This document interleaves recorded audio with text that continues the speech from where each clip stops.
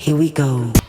Hey, what's going on, guys? Welcome back to the GM. It is your guy Boulanger, and up next, the Monday after, where we discuss all the big games from Sunday. Do me a quick favor as we get started. Hit like if it is your first time checking out the GM. Hit subscribe. Also, hit the notification bell so you get updates when we upload new content.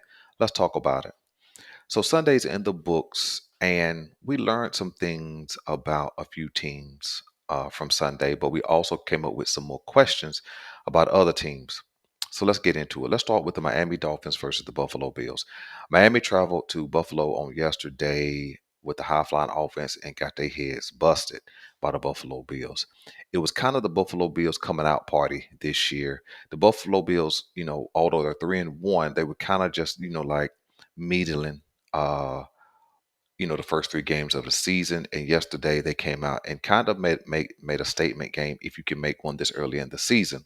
They really took a Miami Dolphins team and put them in their place on yesterday. The Buffalo Bills and the Miami Dolphins game was close for the first three or four scores. And once the Miami Dolphins hit 20 points, the Buffalo Bills hit the gas and put that game away, way out of distance. Um, The quarterbacks played very, very well in this game, both Josh Allen and Tua. Tua not as effective as Josh Allen, of course, but Buffalo, played great defense, had a really balanced offense, and they were just too much for the Miami Dolphins to handle. Which means, Buffalo kind of said, "Hey, the AFC is still ours. Everything still runs through us." Even though Miami had got off to a great start, they were killing folks. Even though they had got off to a great start, man, Buffalo said, "Man, hey." You know, you're still the little brother. You still need to stay in your place, and we're still here. And so, shout out to Buffalo, man, for rising up, standing up, and kind of showing their playoff medal because they have been a playoff team in the Josh Allen era for at least the last 3 years consecutively, and I think they've won the AFC East for the last 3 years consecutively. So shout out to the Buffalo Bills. Miami, maybe have to go back to the drawing board and figure out some things. And I'm sure they were still playing without Jalen Waddle, so that does impact that offense. But I don't think it impacts it to the tune of a 28-point beatdown. Let's jump to the Cincinnati Bengals versus the Tennessee Titans. Cincinnati went into Tennessee and got their head smacked again. um, I thought Cincinnati would get back on track, which is why I picked them. I thought maybe after last week's win against the Los Angeles Rams, Cincinnati was ready to go and will come out this week and kind of, kind of shrug off the doubters. But I think they created more questions. You know, is Joe Burrow hurt? Is that calf strain worse than what's believed? Has T. Higgins checked out? Did this offensive line get worse adding Orlando Brown at the left tackle position? Not that he's getting beat or anything like that, but when you add a big ticket item like that, you're supposed to get better, not worse. What's going on with the Bengals? Now, as a Ravens fan, I don't really care. I don't really care that the Bengals are struggling, right? But the question is, how have they had such a fall from last year to this year? Or even from 2 years ago when they were in the Super Bowl to now. Um, it's looking more and more like that 275 maybe should have been postponed until the end of the season. But it is what it is. So, the Cincinnati Bengals fall to 1-3. I don't think Tennessee, I don't think we learned much about Tennessee other than everything still runs through Derrick Henry. He powered that offense on yesterday, 130 plus yards rushing, and he even had a touchdown throw.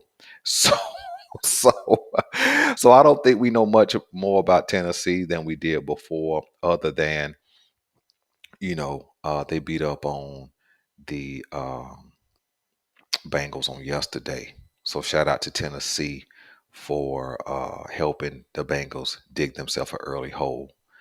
Let's jump to the Pittsburgh Steelers versus Who did they play yesterday? Oh, the not Jaguars, but the Houston Texans. Man, shout out to Houston. Shout out to the Houston Texans. Shout out to CJ Stroud, man, for continuing to ball. Shout out to CJ Stroud for being a rookie in the top 5 passing. Shout out to the Houston Texans, man, for making the right pick when there was some questions on whether they would pick Stroud or they would trade that pick or whatever. Man, they did the right thing, man. Let me say something about the Houston Texans. They have certainly taken on the identity of their head coach. They play tough defense. Will Anderson is playing like a stud. The secondary is coming along. The linebacking core is coming along, and the offense is doing exactly what they were supposed to do. T.J. Watt has been wrecking games every single week, and the Pittsburgh Steelers didn't even register a sack yesterday as they got their heads busted by the Houston Texans, man. So shout out to Houston.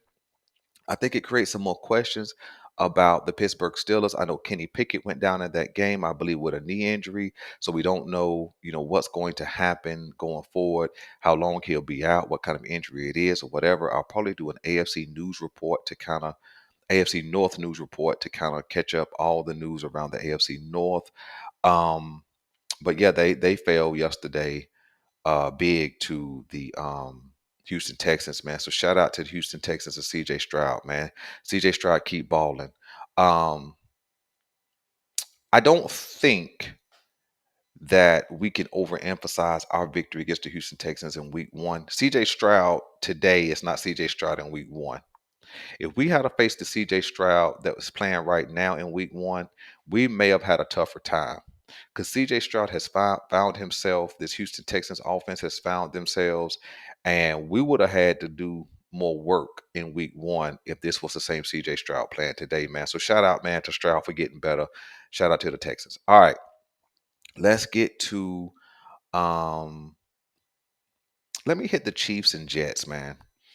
The Jets, if they had a quarterback who could not turn the ball over and just move the ball down the field, they would be a dangerous team, man. But I think because Zach Wilson, although he had a breakout game yesterday, but because he struggles offensively, decision making, and so on and so forth, um, they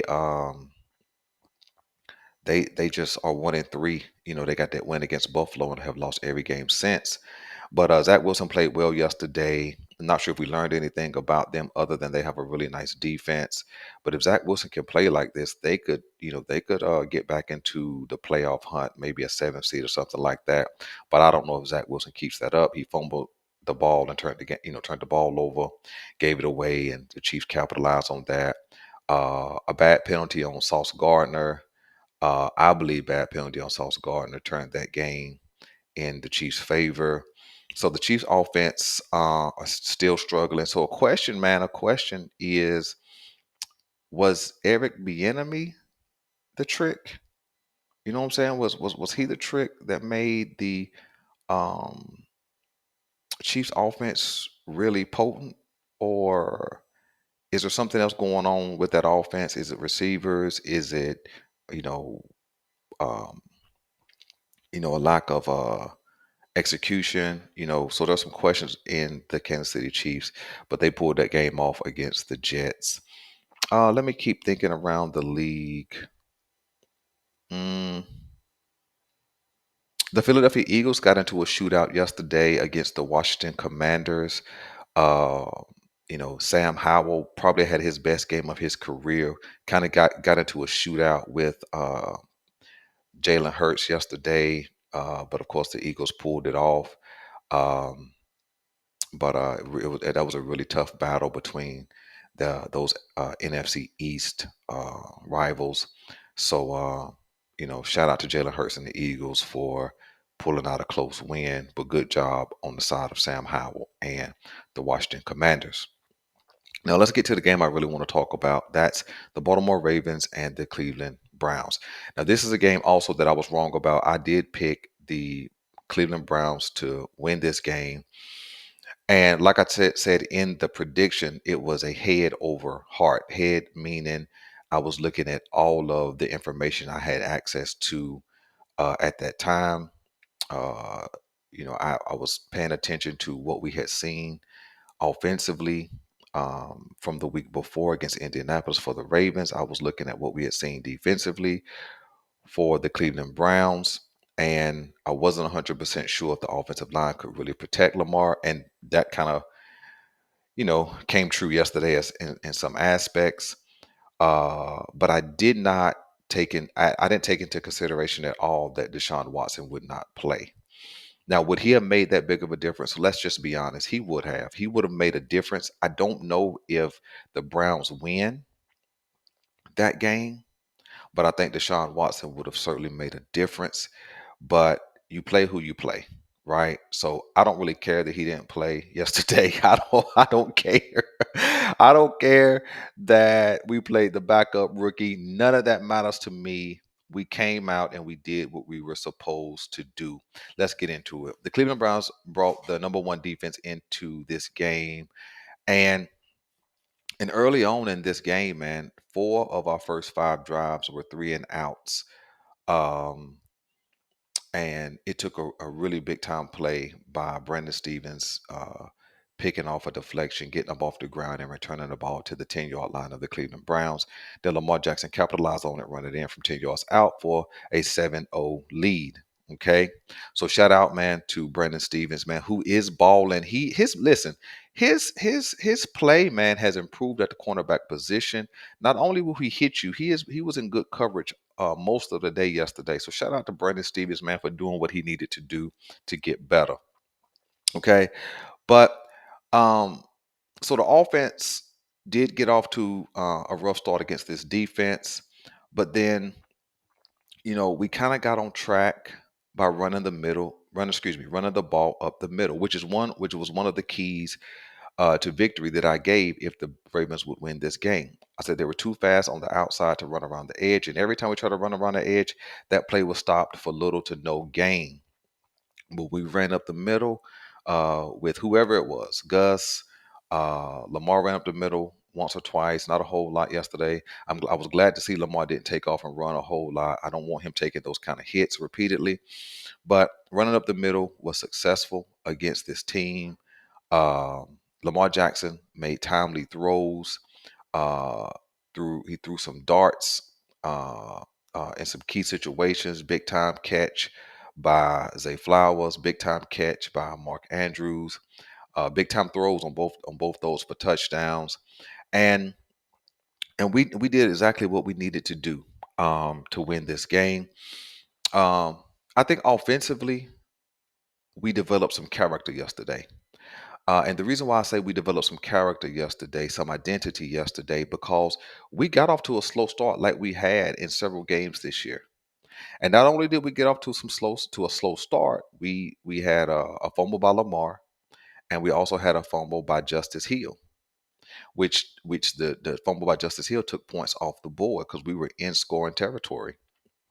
And so we still have to clean that up. We cannot put the ball on the ground because a better team will make us pay for those things like they have before. And so we got to get that ball security right. We do. We got to get that right.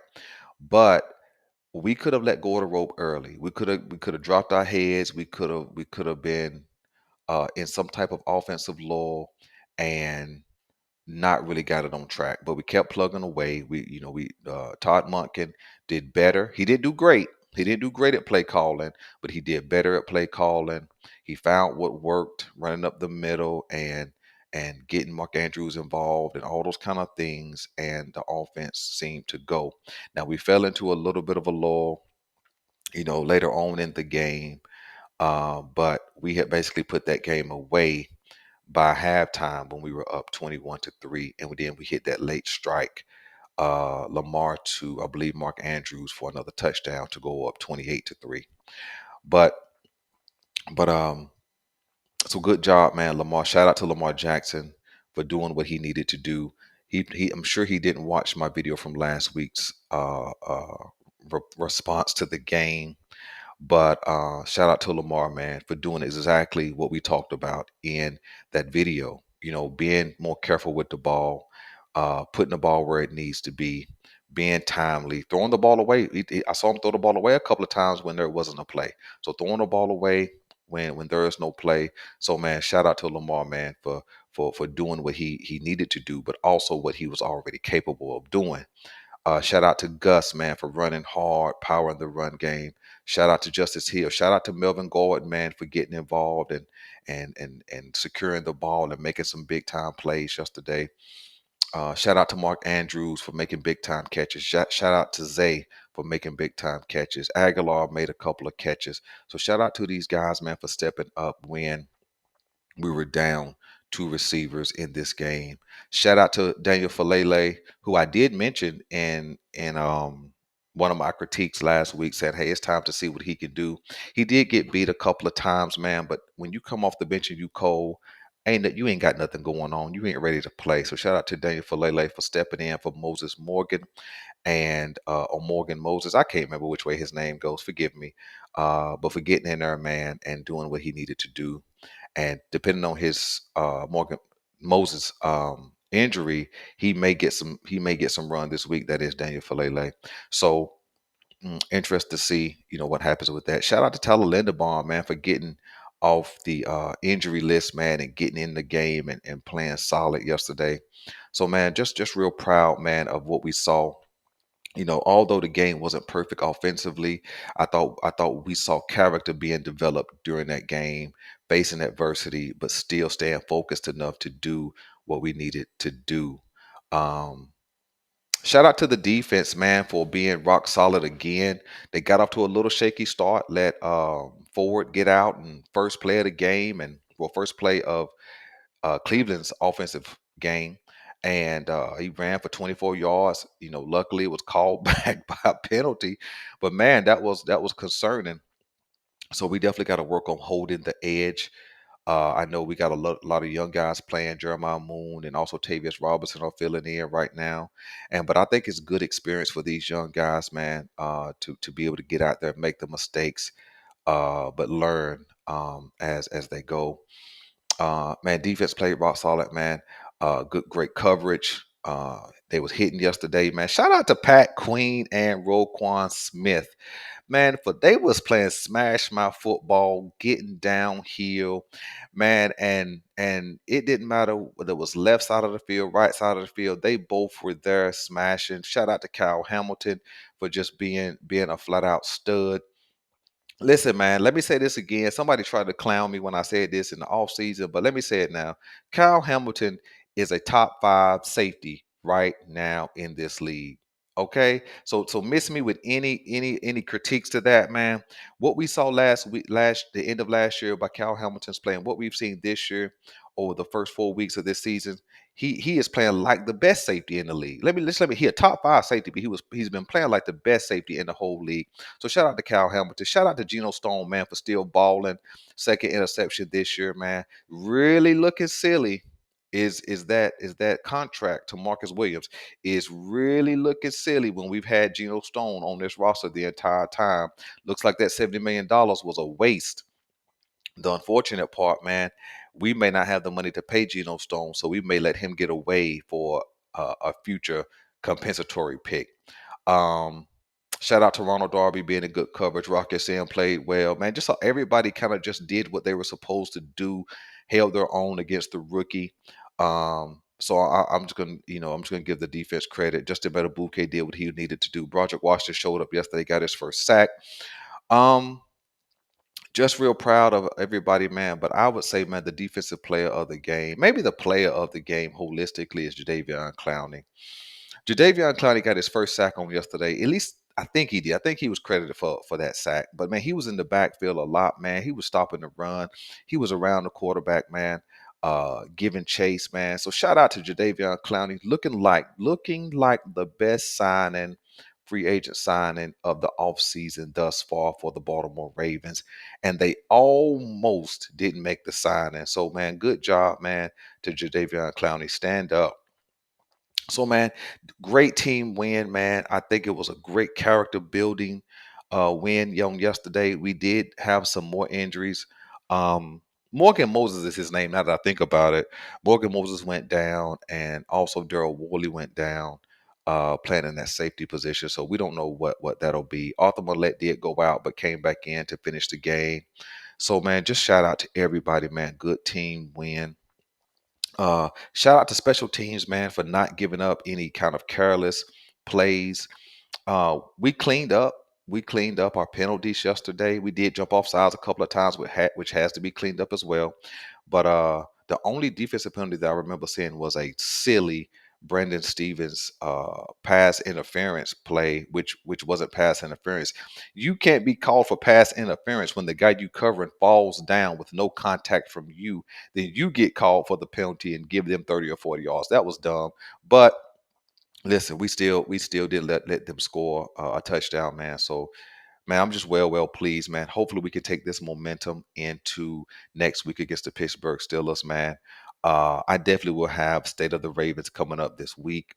We definitely will have some AFC North news coming up this week. We haven't done one of those in a minute, man. But listen, shout out, man, to everybody who's been rocking with the GM, man. Listen, if you watch this video, man, by all means, hit the like button, man. We want to get out uh, to the public, man. Had a couple of people, say some positive things about what we're doing in our commentary here, man. So we just want to make ourselves available to more and more people. I love you guys, man. Appreciate you guys for rocking with me, man. Um, Bentley, I appreciate you, man. You just been sticking with me, man. Uh, appreciate you. Um, and all of the guys who I believe his name is Derek. Shout out to you, man. You've been rocking with us the last couple of weeks, man. I don't know if you're a new subscriber or you have been a subscriber all along, but appreciate you guys. Appreciate you showing up in the comment section. I think it's Holy Boy, I believe. Shout out to you and anybody I missed, man. I appreciate you guys, man. We got more good content coming, man. So I'm your guy Boulanger. This is the GM, and we're out.